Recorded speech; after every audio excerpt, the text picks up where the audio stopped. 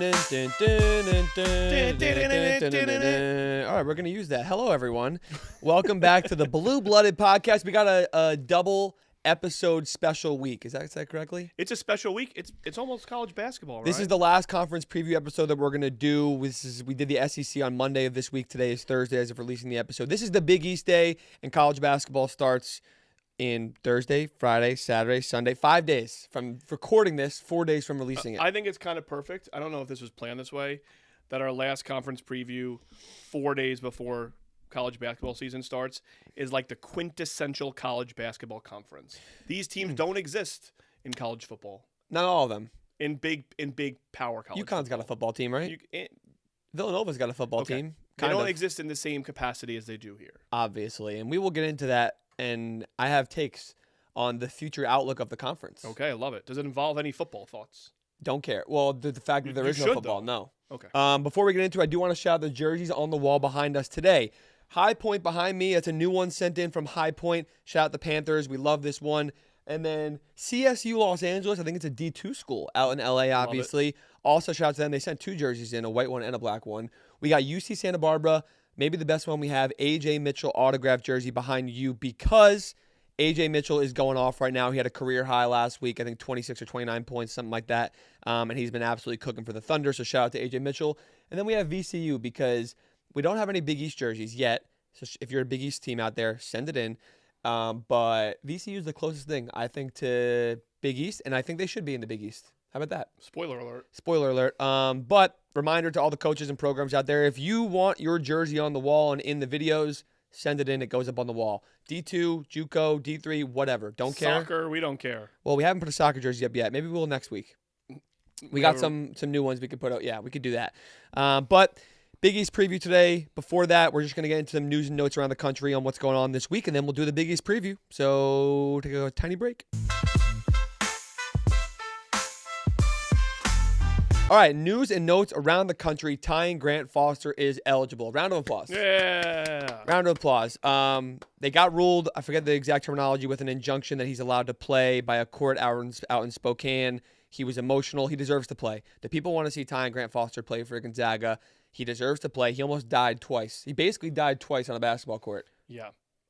He should be able to play. There's lots of things around this new age of college basketball, like G League guys and international and older guys playing, that doesn't sit right with me. Tyon should be playing. He should be. It's going to be a huge piece for Gonzaga, too. The upside, the athleticism, and scoring on the wing is massive. I think Gonzaga was already a top 20 team with or without him. It doesn't make me change the ranking I have. I also knew that he was going to play at some point because once they got ruled ineligible, it was a lengthy, annoying process, but they go through, they get the injunction ruled. And I think, I'm not a lawyer, don't come after me with the legal stuff, but pretty sure that this means they set a later court date to determine his official ruling of eligibility, which will be like after the season, which will be irrelevant for him, but it'll be relevant for moving forward for other players in his circumstance. I think that's how it works. Right. Not a lawyer. He gives Gonzaga a much higher ceiling. Love Gonzaga. Always. Love him this year too. No reason not to. Last year as a quote-unquote mid-major, although Pac-12, we talked about this. I don't know if it's going to be a power conference yet. Maybe we'll do that in another episode. On the Pac-12 conference preview for this year, I don't know. It's like the Family Guy video where they're like, welcome to the Mets opening day, and the season's over. Yeah, Pac-12. Oh, yeah, that's a good one. That'd be a good episode. Wonder how the numbers that we would do on that. Next one, some scrimmage stuff. UConn beat Michigan State last night. Not super handily, but UConn definitely looked better than Michigan State. At one point, they were up like 20. Without Tyrus Reed and without Braylon Mullins, too. Yeah, they were kicking their ass a little bit. Michigan State, the limitations offensively I have for them shooting are valid concerns still. I think Trey Fort needs to play more. And the Arkansas freshmen, we talked about them on Monday's episode with the SEC. They're unbelievable. Darius Acuff and Malik Thomas are crazy. I love the Arkansas team. I love them. I love the Arkansas team. Okay, I know you do. Last thing I have for news and notes, NBC is doing a great job with the NBA coverage. Wonderful. Something that they introduced as of last night for national broadcasts. Yeah. They're doing the player intros like Sunday Night Football does, where the players come in. Jalen Brunson, Villanova. At some point, someone's going to start saying something stupid also, which will be funny. But I love it because when I saw it, I was like, oh, my God. Terrell Suggs, Ball So Hard University. I think it's great. And I saw our boy Cole Adams, shout out Cole on social media, Twitter. he said, this is great for college basketball if you think about it. I said, yeah, that's a good point. People are going to start thinking about the schools. It just like, even if it's subconsciously, people hear the schools' names and the idea of college basketball, and they tie it back to that. And I think more people will start talking about, oh, I know where this guy went and that guy went, because they're going to be hearing maybe he it. wanted them to do it in college basketball because everyone's a transfer. Oh, or like, I thought you were going to say for high school. Yeah, that too. Cooper Flag, Montverde Academy. Yeah. Or you say whatever you want. Or you say Tyon Grant-Foster, Grand Canyon University, Kansas University, DePaul University, something like that. The Appellate Court of California. Yeah, there's guys who've been AJ Storr, currently at Ole Miss, Kansas, St. John's. Where else did he play? You know what? Somewhere it else. might get too lengthy. You're right. But still, awesome to see that. I love how the NBC is killing it with NBA coverage, and it is relevant to college basketball. So that was a big one there. That's all we got for news and notes. Shorter episode today. We're going to get right into the good stuff. Let's get on with the Big East. All right, Big East Conference preview. Before we get into the power rankings, team by team, there's only 11 teams in the conference, which is weird. But so we'll talk about every single team in some capacity today for sure. Player awards, all conference, etc. Thoughts on the Big East this year? Well, actually, do have a thought, but now that you said that out loud, I have a new thought. Yes. Which number is higher, the number of teams in the Big East or the number of teams from the SEC that will be dancing in March? Oh, I would put SEC at probably, usually they go at half, like 11.5 or 10.5. I'd put it at 11 flat to offer a push, which is interesting. 11.5 felt right to me. I'll say that I'll go over because of how the selection committee does their thing. Over? What's over? Over. It was one or the other.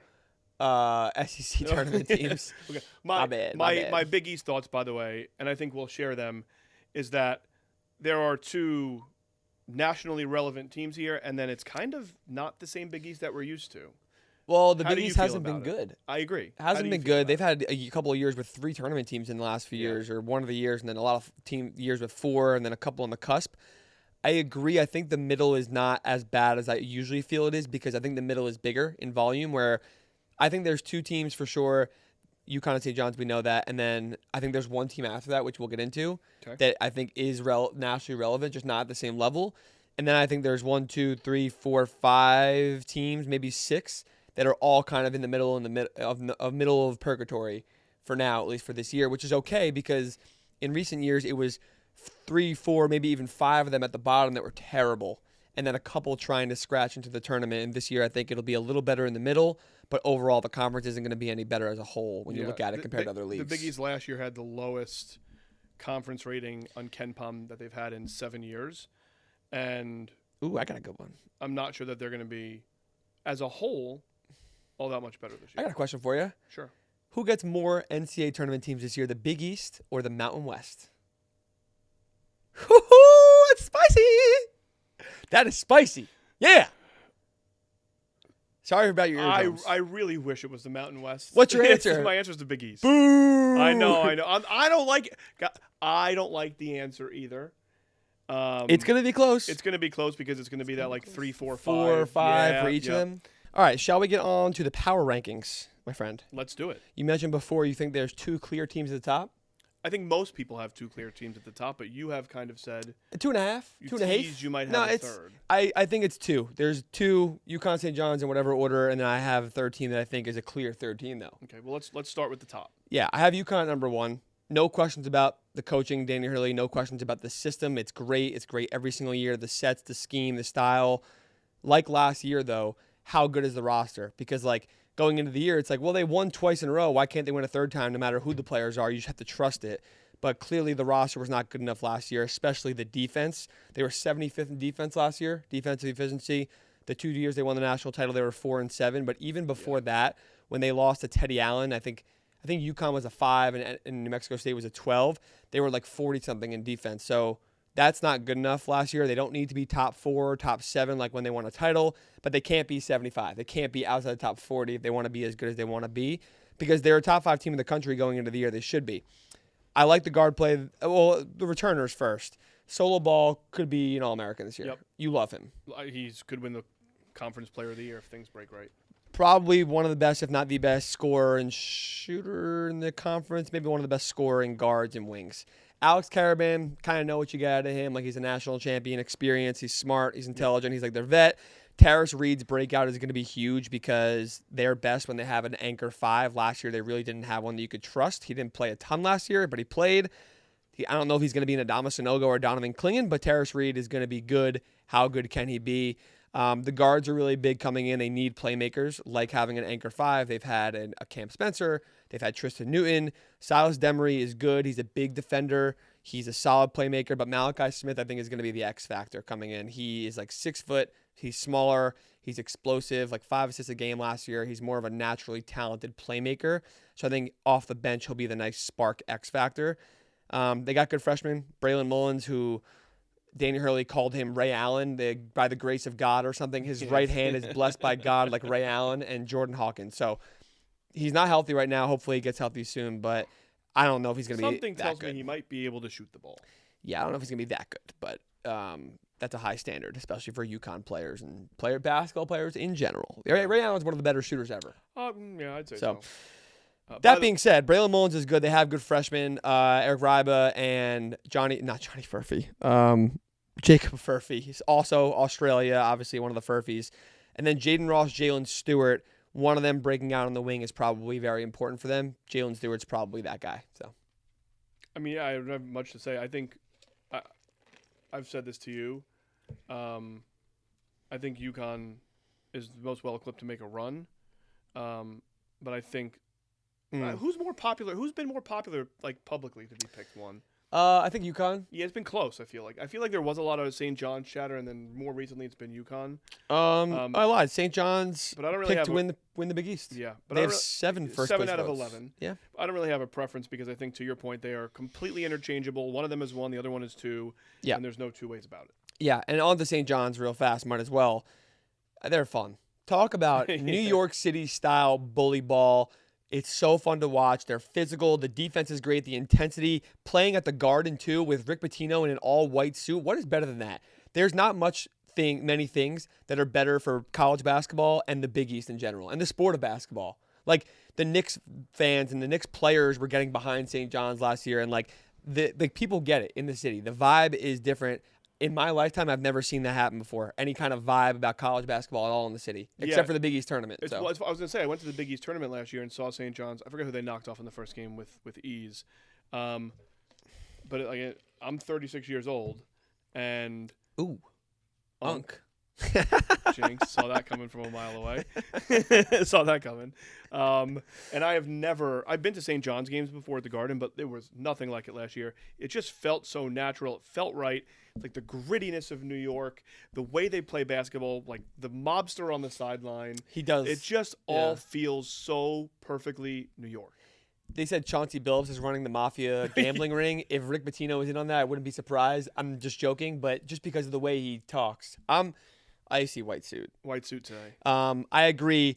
They'll be just as dominant in the front court and defensively this year because they're even better. Zuby's a monster, preseason Big East player of the year for a reason. Bryce Hopkins, coming over from Providence, who didn't play last year, when he was healthy a couple of years ago, he was like an All-American player. Yeah. I don't know if they're going to get that, but if they get 50% of that, that's a great starting four, in my opinion. And Dylan Mitchell, we've talked about, is awesome. You mentioned earlier how like Cincy, St. John's similar. It fits. I think like St. John's is the more better, good, quality. It's the better version. It's the better version of what Cincinnati's style is trying to do. So, and he's one of the best athletes in the country. He's crazy. It's a great fit. They're going to be a pain to play against. As always, even more so. But they will only be as good as their guard play. The shooting was, the shooting was so bad last year. Like, it was always going to be their downfall in the NCAA tournament. You can go back and look at everything that I said going into postseason play last year. I was like, yeah, St. John's is great, but there's no way they can win a national championship and probably not even go to the Final Four because of the shooting, but also in the region they were in, which didn't help. They lost to Arkansas, 10 seed in the second round. They had a tough draw, but they were never getting out of that little quadrant out to the Elite Eight Final Four. Ian Jackson, Joseph Sannon, Isaiah Sellers, Dylan Darling, all coming in young, dynamic offensive guards that on paper can all shoot. I don't think Ian Jackson is like a shooter per se, but he shot the ball relatively well last year. He is New York City kid, which I love. Slasher, athlete, energetic, intense. they need those other three for sure to be like knockdown shooters when they're on the court at all times, because if they don't have the shooting capabilities that they're trying to add here, they're not going to win a national title. Respect to Rick Pitino because he saw the obvious issue with their team. He added front court guys to get even better, but he addressed their need in the shooting. So if they I don't know if they can win a national championship because they don't have a point guard either. And he has said like, I don't believe in the point guard. It's not even real anymore. Sounds like a guy who doesn't have a point guard. Yeah, I was about to say, that's bullshit. Like, he's a smart guy. Yeah. He knows what he's doing. That kind of reminds me of everybody in the preseason being like, oh, yeah, we have the best front court in the country. Yeah. Everyone has the best front court in the country. Yeah, like my favorite is when like certain guys are like, this guy in practice is so good. like he honestly could be an All-American this year, and then he averages 5 points a game. Do you think that if everything hits with the guards and Ian Jackson is the same Ian Jackson you get, but the shooters, the Sellers, the Darling, they kind of work out, is there a world where they're a top 2 or 3 team in the country? At some point, maybe if we know they play a really loaded schedule, they're going to be at Players Era. You said they play Alabama, right? Alabama at MSG right away. Weekend 2. I might not. I might go to that instead of New Haven. Sorry, New Haven. They're playing Penn State. Nation. Oh no. Sally's a pizza though. Maybe I might have to reconsider. Maybe Off air, I'll reconsider. Maybe. I think probably not. I would say no if I had to, because they play such a loaded schedule. They won't win every single one of those games, I don't think. Yeah. And the lack of a playmaker is a concern for me, a legit concern. And they'll find it here and there and elsewhere, and Ian will have good games and whatever. But I don't know who gets the last shot in this team. Exactly. Zuby. Yeah, no, that's a problem. Yeah, no. Zuby's my guy right there, but like Jackson. That's probably an issue also. Yeah, but if you Ian take is it nice to the though. hoop, it's okay. I have a quick question for you, a little bit tangential to this. It's not a St. John's question. What? Tangential. I have a good vocab. I don't know what that means. Okay, it doesn't matter. St. John's was the 340th team in 3-point percentage on KenPom last year. Ooh. Who was the worst power conference team? Michigan State. 359. Michigan State. No. Damn it. Give me a hint. ACC. Bottom of the ACC? Yes. Boston College. No. Stanford.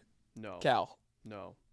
Actually, take it back. They were not at the bottom last year. Georgia Tech. Top half of the conference. Georgia Tech. Wake Forest. What? Was 359th. I did not know that. 3-point shooting last year. I did not know that at all. There's only one other power conference team worse than St. John's, which is TCU. Yeah, they're not that good either. Michigan State's above them. Wow. Not that far off, I guess. I assume. Far enough, I got to keep scrolling. Fair enough. Okay. Number 3, I have Creighton. You mentioned you don't see a clear third. I think they're a clear third, not in that top 2. As smooth of an offensive system as they've had, their roster fits that to a T this year. Doug McDermott has that down pat. Nick Graves from Charlotte is awesome. You got Josh Dix and Owen Freeman coming in from Iowa, who is all about offense. Jackson McAndrew breaking out from within the program, and Blake Harper, one of my favorite, most underrated players in the entire country. One of the only, if not the only, player of the year and freshman of the year at the same time in MEAC history. Was great at Howard. He had a late growth spurt, so he's this big playmaker. He can shoot and score on all levels. He's big and physical. Love his game. I think he's going to be an all-conference player. I love Blake Harper, DC kid. Yes. Maryland wanted him. That's how I know who he is. But he went to Howard. He went to Howard. No problem by me. Great school. I'm just going to call Creighton Iowa all year. Iowa Supreme. Because Sure. they'll be a tournament team. Iowa was Iowa, but bad. better. Iowa, but minus Fran McCaffrey and better. And with Greg McDermott and Alan Huss. Yeah. Shout out High Point. I love when schools do the coach and waiting thing the right way. It's rare. This is the right way. Alan Huss is gonna. He's He a would Creighton get guy. a really good job anyway after this. But he wanted Creighton, obviously. Good for him. And this is how he had to do it. My concern for Creighton is obviously defense. They never turn teams over. They're one of the worst teams in the country year in, year out the last few years at forcing turnovers. They also don't foul, but that's part of their non-aggressive defensive system. They don't press a lot. They don't have crafty defensive zone schemes. It feels like they let teams score at times because they're like, we're going to go down and score a 3 or we're going to By score the way, more than similarly, they are the 4th worst in the country. At what? In the whole country in turnover percentage. Against? Yeah, terrible. There is a worse Big East team from last year. From forcing turnovers? Just one. DePaul. Butler. Dang. I knew it wasn't Seton Hall because they get kind of reckless. Yeah, it's Butler, and by the way, Butler's defensive stats last year altogether were just very bad. Putrid. We'll get to Butler. Yes, we'll get to Butler. They're going to miss Ryan Kalkbrenner a lot, this team. They don't have as great of offensive weapons as they've had with like Baylor Shireman, Steven Asper, Trey Alexander. They tend to be very heliocentric on a few players. This year, they'll be more balanced. The offense will still be good. I think Greg will figure it out, but their defense is going to knock them out early in March for sure. Yeah, I mean, they're not. Getting buckets is never an issue with the Greg McDermott team. That will not be the case again. I made the Iowa joke, but Iowa guys know how to score, so. They do, but Owen Freeman is nowhere near the. It's a complete switch up from what Ryan Kalkbrenner was at the 5, which is not good. They do have 3 like 6'10", 6'11" guys. They always do. I feel like. Yeah, true. So size won't be a huge issue, but yeah, defensively they're gonna be rough. Ready for number 4? Yeah, I am. Friar. Providence Friars. You've been waiting to do that. Might be a tournament team this year. I didn't know it was coming until you teed up. Like, are you ready for it? The Providence fans on social media with me, they have disliked me and given me so much shit for so long. Why don't you put this down and talk to them for a second? Okay. Give them a talking. Listen, Providence fans. Friar, you have given me a lot of shit over the years, but the last year, I'd say, or so, I have just not responded anything of context and just said Friar to every single time someone says anything in my comments or replies about Providence for so long and so consistently that I think they actually like me now. I haven't said, they say like, oh, like, you think Ryan Mell is going to have a great year this year? Or like, you think Jason Edwards is going to be good? Friar. And they're like, okay, word. Like that, it gets through to them. So I think they like me now. I have a question for the Providence fan base. What's with the mascot? He's freaky. he's freaky. He's creepy looking. I do want to go to the dunk. Do they still call it that? I think they call it that, but it's not called that. Yeah, it's the dunk. Whatever. It will always be the dunk. Far and away, one of the most passionate fan bases in the country. In the Twitter world, maybe the most passionate. So shout out Divine Providence. Friar Nation. Yes. You want to do it again? Friar. I think the Friars. I think the Providence is going to be good. Oh, we have to talk about the basketball team? Yeah. Well, they'll just be good. Let's just move on. Yeah, okay. It sucks that Jaden Pierre is gone. Although I do say, like, looking at the Providence, like, players that they're bringing in, I feel like they kind of poached from very similar programs around the country with their transfer portal ads. I want to go over where they got the guys from real fast, too. I do think Ryan Mella and Osen returning is huge. Ryan Mella is going to have a nice little breakout year. They got Duncan Powell from Georgia Tech, Jalen Sellers from UCF, Jason Edwards from Vanderbilt, who was a tournament team last year, to be fair, Daquan Davis from FSU. Like, all those teams are lower-level power conference teams outside of maybe Vanderbilt, who was better last year than the other ones. By the way, Jason Edwards is going to get a bucket this year. Jason Edwards rocks. He's so good. Though, for the record, those are all 4 of those guys are good players. Yeah, really. They're all good to have. Jason Edwards is the dude. And I do think Ryan Mella is going to have a nice little breakout of that team. Stephon Vox, international dude, passes the eye test so far from what I've seen in inter-squad and scrimmage stuff and what I've heard. Their team is good, not great, but their team is good and deep enough and balanced enough that they're going to be a miserable team to play against. I like Kim English as a coach in general. This is a big year for him. This has to be a big year for him. You took the words right out of my mouth. A big year is an He won't get fried. Ryan, they went fried. Damn it. They went 12-20 last year. They were bad. They're going to be good again, this year. This is a loud fan base that's coming off a really messy divorce with Ed Cooley. Divorce. There's another team in this conference that may have a coach who went through a divorce. I also really like Kim English. I think he has the potential to be a really good coach. We've talked about this in other conference previews. My concern is that they turn on him in the middle of the year. And they will. They would. I mean, sorry. Yeah, they would if it gets there. The schedule is. I was about to say though. They play Virginia Tech, who is going to be a good game in neutral site. They play Virginia Tech, Colorado, Penn, Fran McCaffrey. Penn State. But they play Penn also. Oh, okay. They play Virginia Tech, Penn State, Colorado, Wisconsin. Maybe Rhode Island's not the easiest game. That's always going to be a fun one, interstate and stuff like that. I guess to your point, they could kind of just sweep them, and then what? Like Wisconsin is a tough one for sure. It's a neutral site game. If Providence was undefeated in non-conference play, I wouldn't be like drastically surprised. I think they will lose a game or two somewhere. Virginia Tech's going to be good. Wisconsin's obviously going to be good. Like it's not the end of the world. The Penn State game, by the way, it says neutral. It's at Mohegan Sun. It's not. That's a good point. The problem with the Providence schedule is that similar to the last few years, that the Big East schedule on its own is not going to hold up their resume unless they win those out-of-conference games. It's really interesting now that we haven't talked about this before, obviously, but like if they don't beat Wisconsin, where's the out-of-conference resume? Virginia Tech has to be good, and they need to win that game. That game, second game of the year, but they're genuinely decent second team. Game of the year against Virginia Tech. Have to win. Also at the Mohegan Sun. Why it's listed as neutral and not neutral crazy. Home or semi-home on because it's not is crazy. You know why? because it's a state over, even though Rhode Island and Connecticut are so close. Listen, I went to the Mohegan Sun tournament a couple of years ago. That was awesome. It was Maryland, Miami, Providence, and whoever. Somebody else. It was and the whole arena was Providence. Dude, fans. It was crazy. It was cool. It was awesome to see that. Fun. Providence fans are cool. I think I'm on the positive side with Providence here with the fan base. And if I had to say, I think Providence is the tournament team this year. Love it. I want Providence in the tournament. Number 5. Okay. Marquette. Okay. I don't think Marquette is going to be that great. This is where I think the whole conference thing starts to come into play here of like the Big East is just not what it used to be. I do think that there are 5 tournament teams in the Big East here, and Marquette's the 5th team. They need Chase Ross to be the dude. Yeah. The dude. He's been playing with Cam and good players, but like Tyler Kolek obviously has been gone for a couple of years now. Cam Jones now gone too. Like even though Cam last year alone with Chase and Ben Gold, like that wasn't enough. They got significantly worse. Ben Gold and Royce Parham returning is not amazing with Chase, but they haven't. Oh, we talked about this. We brought this up before. They haven't acquired a transfer in the portal since 2022, and it was one guy who played in 3 games. So realistically, the last time they got transfers in that were of any substance were Tyler Kolek and Omax Prosper in 2021. They're the only power conference team in the country with no incoming transfers this year, and like the only other teams in the country with no transfers are Ivy League schools, military academies, and like 2 or 3 Patriot schools who the scholarship rules are funky there. And Shaka, like he said, like, oh, like it's just not our style or something like that. Like, what does that even mean? Yeah. Like, it's so out of touch to me, and it's a problem because their roster is very underwhelming. To be fair, it's always underwhelming, and they always outperform that. But they've only gotten worse in the last 3 years. They were a 2 seed twice with the Tyler Kolek years. Then they went to a 7 seed, I think it was last year with the Cam Jones team, and they're going to be worse this year. I think. I fear so. Like it's genuine concern, and I think it's not. Like, I hate Marquette at all.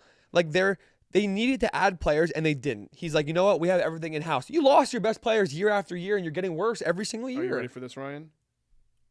You think it's over? Maybe Shaka not so smart. Oh, that was good. Yeah, thank you. I appreciate that. They could be good. I don't think Chase Ross is a good player. He's not good enough to be a Kolek or Cam Jones. He has to be the guy. Yeah. Now, what I will say, on the flip side of what we just talked about with Providence, they will have early opportunities at resume wins. Fair. Indiana, Maryland, Dayton, Oklahoma, Purdue. What if they lose all of them? Well, then they're done. Then the season's over. The season's over. If they lose all those games and miss a tournament, does Shaka Smart keep his job? Yes, right? For another year? Yeah. Okay. I think he gets one more. Shaka Smart, I do like him, generally speaking, but I don't like how he's doing. If I had to power rank like coaches I'd love to get a beer with, he would be very high on the list.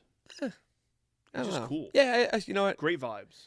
Yeah, that's fair. I just want to talk to him about the Final Four. Yeah, great vibes. In years past. I want to just talk to him about Havoc. That's fair. Okay. Shall we move on? That was 5. Number 6. Yeah.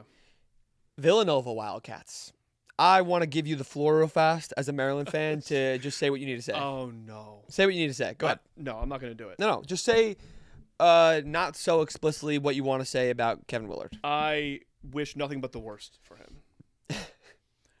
Having said that, it's tough for me. Don't be so nice. It's tough for me because Duke Brennan's our guy. Shout out Duke Brennan. We love Duke Brennan. Yep. He's bringing over a couple of Maryland kids who I like. They're depth pieces, though. Yeah, Malachi Palmer apparently is not a depth piece. Okay. But nonetheless, like Braden Pierce, great dude. I'm happy he's there.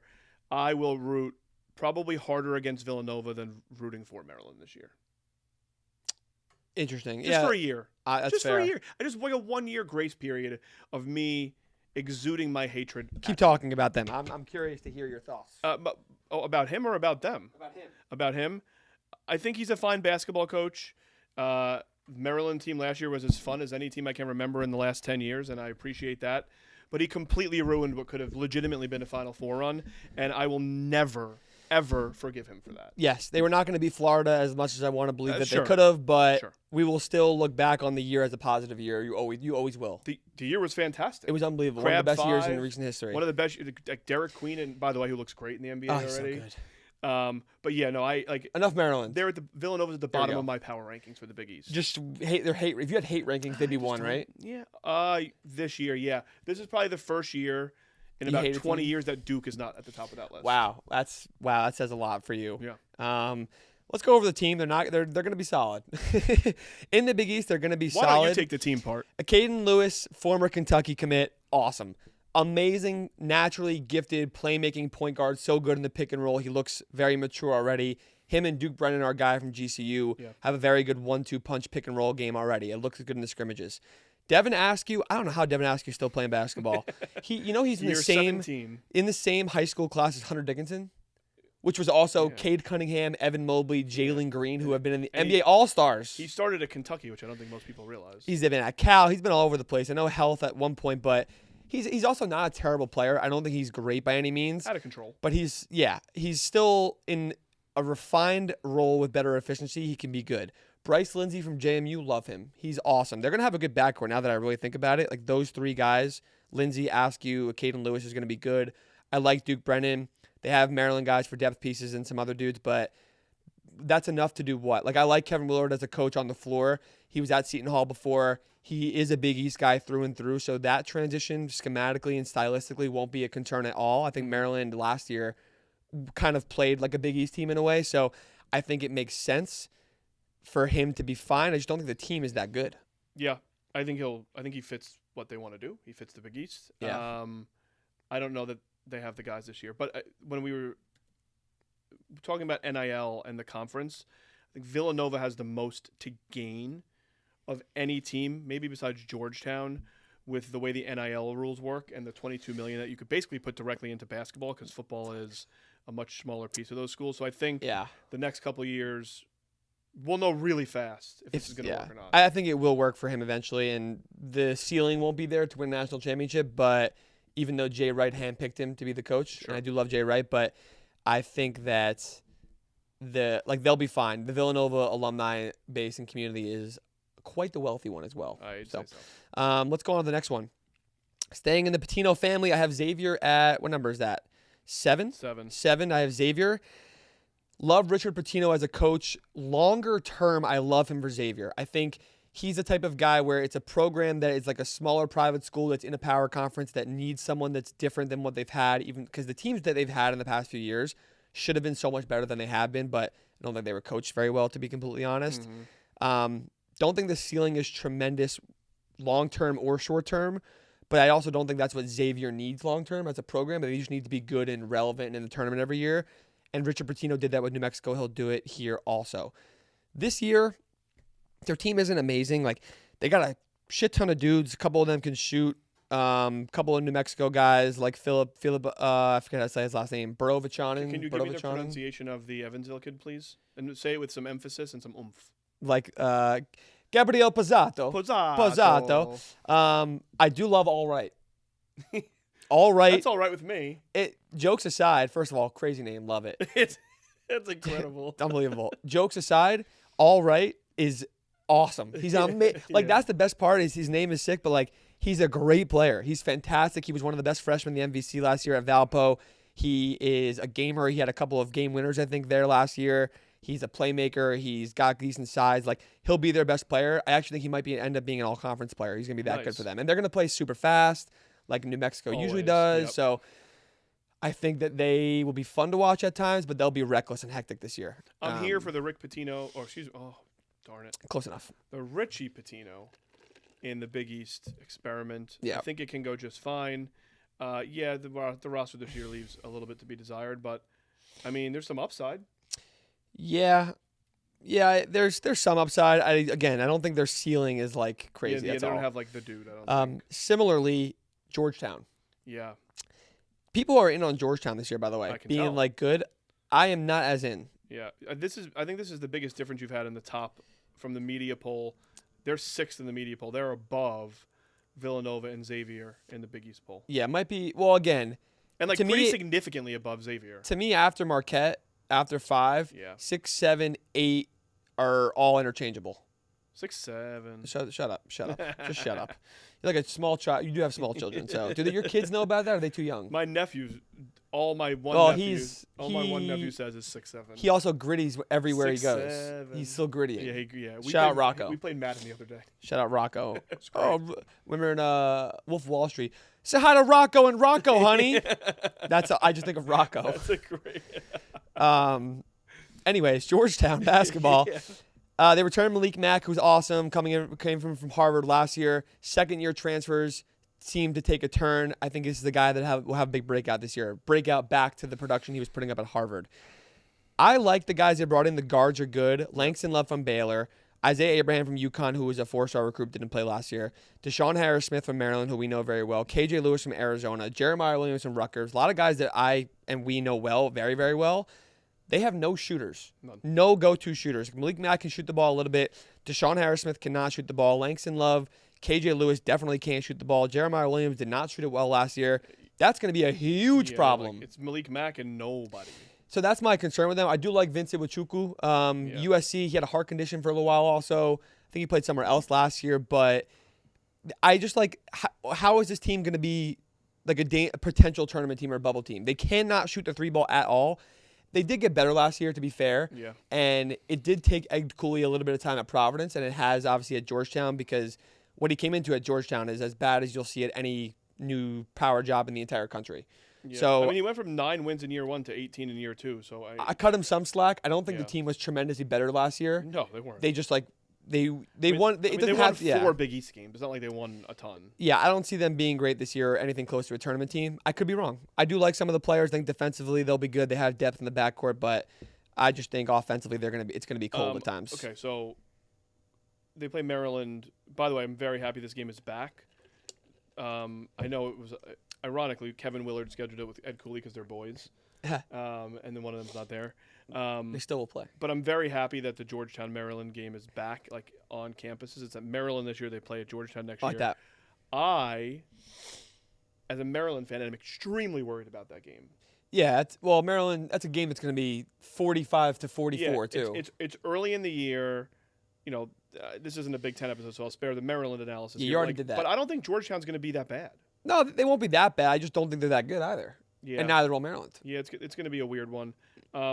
Look, Georgetown's another, like, we could say this with the whole Big East. We said it with St. John's. Like, college basketball is better when Georgetown is good. Shout out Roy Hibbert. Shout out Roy. Shout out Patrick Ewing. Roy Hibbert. The player. Not the coach. Not the coach. Ruined the program. Okay. Down to the bottom of the conference. We have 3 teams left. I'll just go right into it. DePaul and Seton Hall I have in the last 2. And I have Butler at 9. Okay. Butler could finish a little higher. They got some dudes that aren't terrible. Finley Bizjack, that's my guy right there. Yeah, it's great. He'll probably be their best player. He's their returner. He's Butler through and through. They love him. Fan favorite. Love him. I don't hate the team. They have another McCaffrey brother? No way, it's his brother. Jack McCaffrey? Dude, there's so many of these guys. He's a brother, yeah. Fran is his dad. It's another McCaffrey. Bet you could shoot. Where are these guys coming from? Where are they coming Fran from? is just breeding them. Well, he had one of them played at Butler. I know. That the Caitlin Clark's boyfriend played at Butler. Connor. This Patrick, Connor, I don't know, whatever. Jack. Christian McCaffrey. It's crazy. Take that white guy name. Wild. Butler's not a terrible team. I just don't think they're going to be that good. Like, looking at their team, Jalen Jackson, Michael Ajayi was really good before Gonzaga. Gonzaga last year kind of ruined him. They have Jamie Kaiser, Maryland. I know a lot of Maryland tie-ins. They have Yohan Traore. Yohan Traore, this is probably his 4th school. Only a few years ago, he was like a 4 or 5-star recruit going to Auburn. Then he played at UC Santa Barbara, had a really good year. SMU. Then he went to SMU, had a bad year again, and then now this is his 4th school in 4 years. Crazy. He's a very talented player. I don't know what he's going to be like here, but he's someone to keep eyes on at least. Their team is not terrible, like I said. I just don't. There's no way they're going to be that good. This is, I think this is it for Thad Matta. Yeah, I agree. And Butler being good would be awesome. If Hinkle Fieldhouse. This is a theme in this conference. If these teams are good, the country is happy. Yeah, like who doesn't want to see Hinkle lit up and like really good? So yeah, I mean, I hope they're sorry about that. I hope they're good. I like him, but yeah. DePaul team is just not that good. I feel like people really want to get there on them. They do. Leighton Blocker, we know Leighton Blocker, CJ Gunn, LJ Benson, Caleb Banks. I'm just reading through the guys. Like, I feel like they have a lot of good depth pieces, and like everyone is a good depth piece for their level is good if they have a lot of those guys. But in the Big East, it's not going to make noise enough. A few of their guards are good scorers, I think, but in the Big East, like, I don't know. Could it be top 5 this year? I don't know if they could get there. No, and also, that's where you have to get to. Realistically, like being 7-8 versus 9-10 is not much of a difference. You're in the bottom of the Big East. And also, I recognize that it's DePaul and they've had a really tough, last decade plus 15, 20 years here. So I realize that when they're scheduling, it's not all about like how can I build an out of conference. They can't. It's Northwestern, Georgia Tech, and nobody else. So if they're going to make a tournament one of these years, it's probably going to be on the back of getting some big out of conference wins. That can't happen. Yes. Quick tidbit on Seton Hall because I shot at Jersey. Danny Hurley said it best. Without NIL money and support, how is Shaheen Holloway supposed to build a team that can contend in the Big East? They lost Garway Dual to McNeese State. McNeese has a great NIL program, and the team is good. The coaching is going to be good in there. Will Wade left them in a great spot. But how in the world are you a Big East team losing a guy who was one of your better players last year and losing him to McNeese State in the Southland? That's a problem. Their best player is going to be a kid from Merrimack. Bud Clark is amazing. Don't gloss over him. Bud Clark is awesome. I love him. I'm not glossing over him. Got Elijah Fisher. I was actually going to compliment Kevin Willard for a quick second here. This is a really hard job. Very hard. It's a really hard job. Like, the campus is kind of in the middle of nowhere, suburbia, New Jersey. Suburbia? It's in West, kind of, I guess. Depends which way you turn off campus. That's serious. Suburbia to me is like further out than West Orange. It's in the middle of. It's not a city. It's in the middle of New Jersey. Like, it's really like there's not a ton of money coming into it. The donors don't give a lot. They play 20 minutes from their campus. Right. They play in Newark. Let me tell you this. At a pro stadium. The Rock playing at the Prudential Center for a college basketball team is, in all things considered, the travel, the location, the environment is the worst home environment in power conference college basketball. It's terrible. I've been to games there in Big East play. When I went to link up with Stephen Ashworth last year against Creighton, there were probably 17 people there. It was terrible. And that's the problem because, when Seton Hall was good, Miles Powell, they go crazy. They do close off the top. Now they do. But, there is nobody. It's in that bad. stadium. It is so bad. And I think Shaheen Holloway. Love him. Yeah, what's not to love about him? You're not going to find someone better for the job. It's not. No one's going to do better than he's trying to do with their current situation. Right. So, but at what point is he like, F this? I'm out. He's not. He's a Seton Hall guy. He's never going to leave. This job was made for him. He's going to leave one day. They're going to force him out if they have to because he had 7 wins last year. Yeah, and if they ever fire him, it's completely not his fault. But at that point, it's the end of Seton Hall. Like, where do you go from there? Yeah, I don't know. I really hope they figure it out to get it right. I know, that's what I'm saying. Yeah. So I hope they can figure it out. This roster is not the one. No. I'll go over my power conference rankings real fast for the Big East. UConn at 1, St. John's at a close number 2. It's really a 1A, 1B. I think either of those two teams could be national title contenders. They really both are top 5 to 10 teams in the country. I have Creighton as a firm number 3. Providence, Friar. Providence at number 4, who I think could be a tournament team this year. Marquette at number 5, who I think will be the 5th NCAA tournament team from the Big East, and then there's the cutoff. Villanova at 6, Xavier at 7, Georgetown at 8, Butler at 9. I think really all 4 of those are kind of interchangeable, and then DePaul and Seton Hall at 10 and 11 to wrap out the Big East Conference power rankings. Shall we go on to the all-conference teams? We shall. If I know you have 3 teams lined up and ready to go. I do. Okay. Zuby Ejiofor, Solo Ball, Alex Caravan, definitely on the first team. I have Jason Edwards at Providence, who I think is a baller. Yeah, Friar. He's also a Friar. Yeah. And I have Bud Clark first team. Let's go. We just talked about him. Like, Bud Clark. I love it.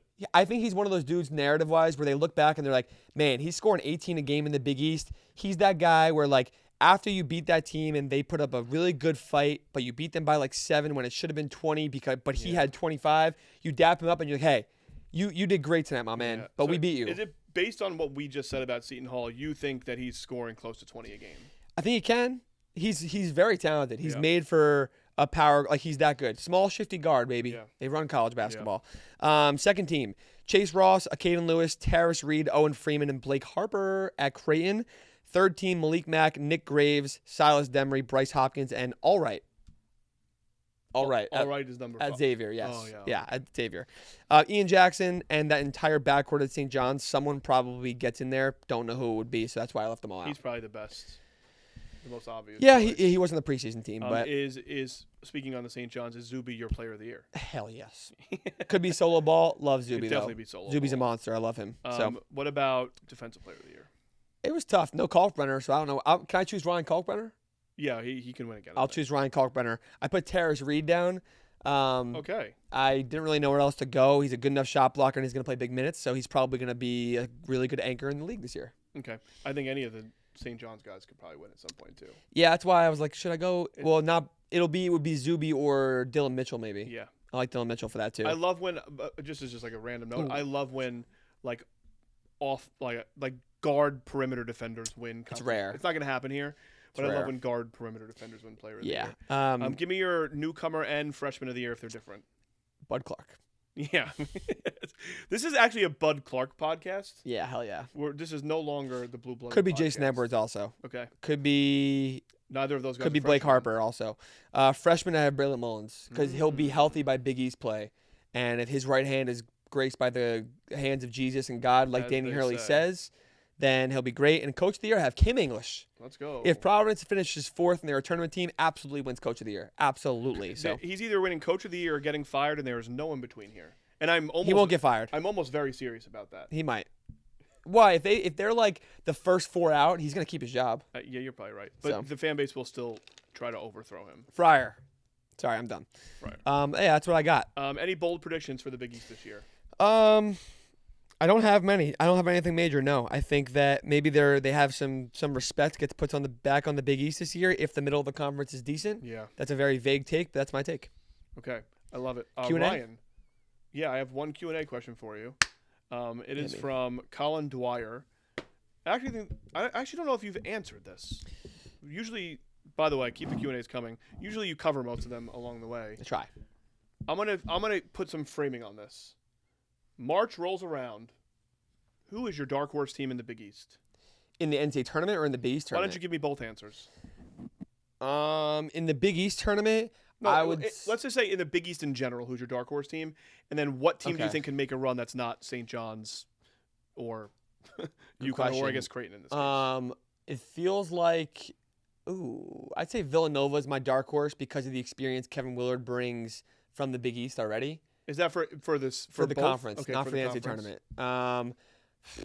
I don't. The Creighton's defense sucks, but they're probably it can't be UConn or St. John's. Is not the answer, obviously. So I'd say Creighton, I guess.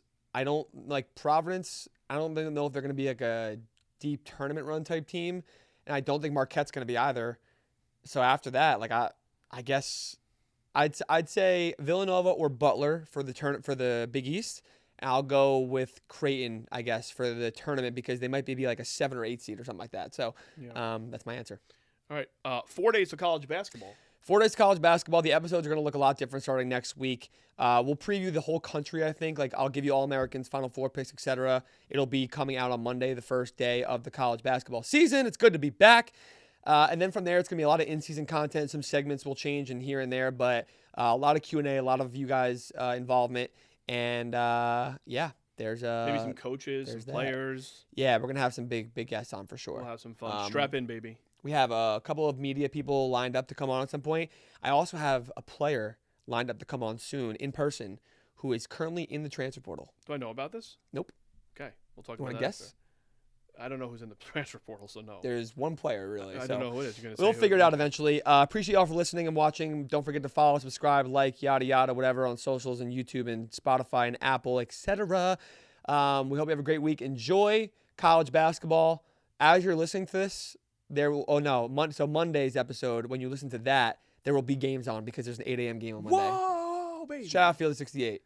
Dude, They get a lot of shit for some things, but not 8 a.m. game, come on now. And correct Love me if that. I'm wrong. The 8 a.m. game is like Queens good too. No, yeah. it's all right. It's not bad. The- The 11 a.m. It's Furman and High Point. No, 11 a.m. is. I was wrong about that. Is that later in It's the day? Bonnie's versus Bradley. That's At amazing. 11 a.m. The second basketball game in your pupils.